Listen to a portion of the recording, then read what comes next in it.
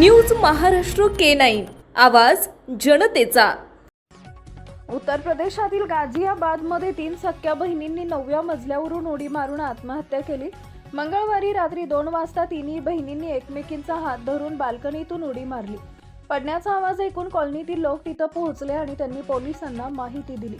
तिन्ही बहिणींचं वय 12 ते 16 वर्षाच्या दरम्यान आहे। मीडिया रिपोर्टनुसार तिन्ही बहिणींना टास्क आधारित कोरियन लव्ह गेमचं व्यसन होतं। त्या कोरोना काळापासून हा गेम खेळत होत्या। वडिलांनी त्यांना गेम खेळण्यास मनाई केली आणि त्यांना फटकारलं। यामुळे तिन्ही बहिणींनी हे पाऊल उचललं। मात्र कुटुंबीय सध्या काहीही बोलत नाहीयेत।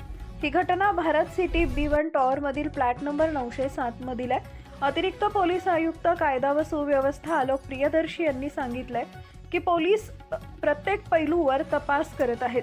आतापर्यंतच्या तपासात तिघींनी आत्महत्या केल्याचं समोर आलंय। तिघी एकत्रच राहत होत्या, त्या मोबाईलवर गेम खेळत होत्या। कोणत्या परिस्थितीत त्यांनी आत्महत्या केली याचा तपास सुरू आहे।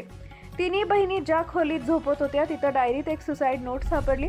त्यात लिहिलं होतं, मम्मी पप्पा सॉरी, गेम सोडता येत नाहीये। कोरियन लव्ह गेम हा एक प्रकारचा ऑनलाईन गेम आहे।